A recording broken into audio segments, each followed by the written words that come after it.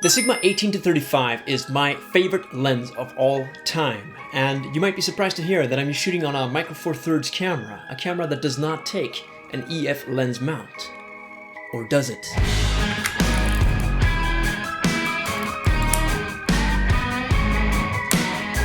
Hey, it's John Bear, so happy to see your beautiful face, and in this video I'm going to talk about how a cheap speed booster can turn your Micro Four Thirds Cinema Pocket Camera 4K into a EF lens mounted camera with a wider field of view than the Pocket 6K. Oh, let's go!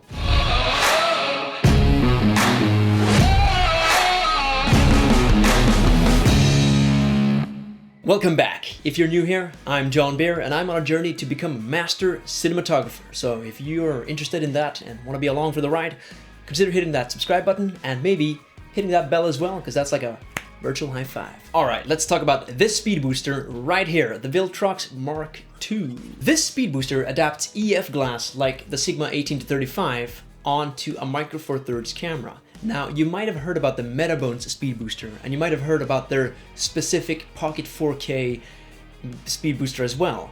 Now, both of these speed boosters are quite pricey, so undoubtedly you've heard about the Viltrox as a cheap alternative. So for those of you who are educated about the speed booster, this video is just me talking about my experience using it with the Pocket 4K. For those of you who don't know, however, a speed booster is basically an adapter for bigger glass to smaller sensors that at the same time has a magnifying glass element. And what this element does to your image is that it gives you a 0.71 increase on your focal range. So for example, for the Sigma 18-35, which is 18 at the widest, if you apply a speed booster, that's 0.71 times magnification.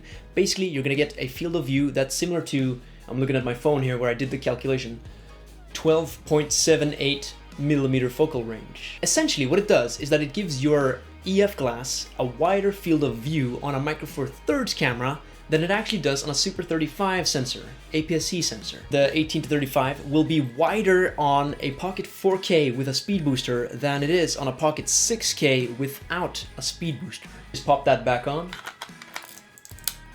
Clicks into place like that. If you ever had any concerns that the Viltrox is cheaper made because it's so much cheaper than the Metabones, I wouldn't worry. I've used this speed booster specifically for over a year, well, probably like 1.5 years, with my GH5 camera, which is also a Micro Four Thirds sensor camera.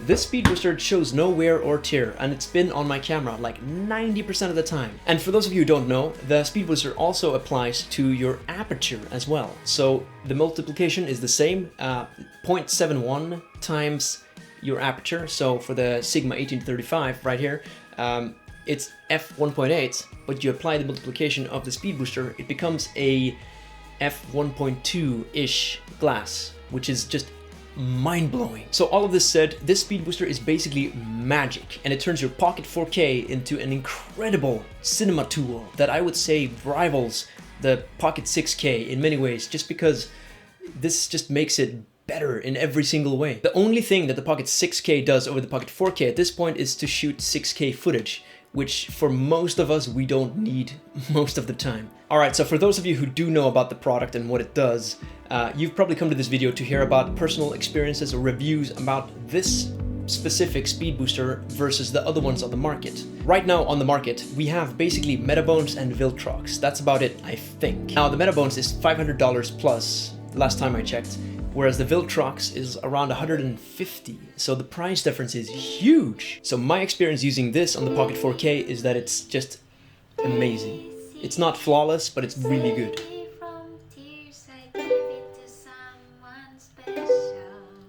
The main thing about the Viltrox, and what many other people say as well, is that it might be a little blurry in the corners, which for me is not a deal breaker. Because first of all, you're not going to frame anything in the corners, and second of all, the blurriness is slight. Like, you wouldn't notice it unless you really looked for it. Alright, so now you're looking at the Pocket 4K with the Sigma 18-35 with the Viltrox speed booster on, and I will demonstrate for you two different things. First off, take a look over here.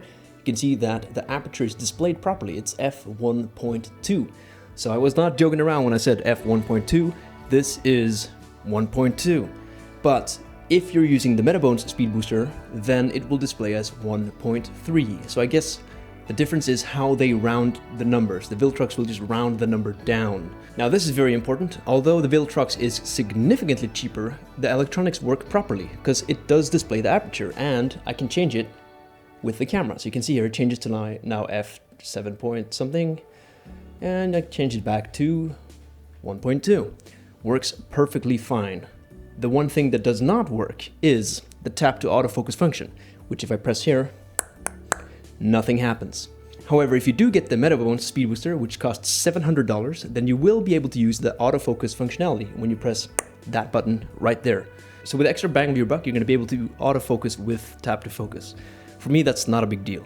Alright, so here's one other thing that I need to draw your attention to if you decide to get the significantly cheaper Viltrox, is you can tell here when I grab this and move my hand, you can see there's a slight play in how it's fastened. So it will not be completely stuck. There's a tiny little play. Now I've used this speed booster for over a year and a half and I've never had a problem with it. However, if you're using a sort of follow focus mechanical apparatus, then yeah, it could cause some problem, I imagine, with the little play. And of course, it doesn't feel nice knowing that your expensive glass is not fully fastened. There are people online on forums that have found ways to attach it more securely, so you can DIY it yourself if you want. So that's two things you're getting with the Metabones that you won't get with the Viltrox. You won't get the tap to autofocus, and you'll have a little bit of play. It's worth noting that with the Viltrox, whenever you update your Blackmagic camera, you need to update your Viltrox as well. So the company is very good at rolling out updates, but if you update the camera and not the speed booster, then the speed booster will not be recognized by the Pocket 4K, and you won't be able to change your aperture in camera like I did just before.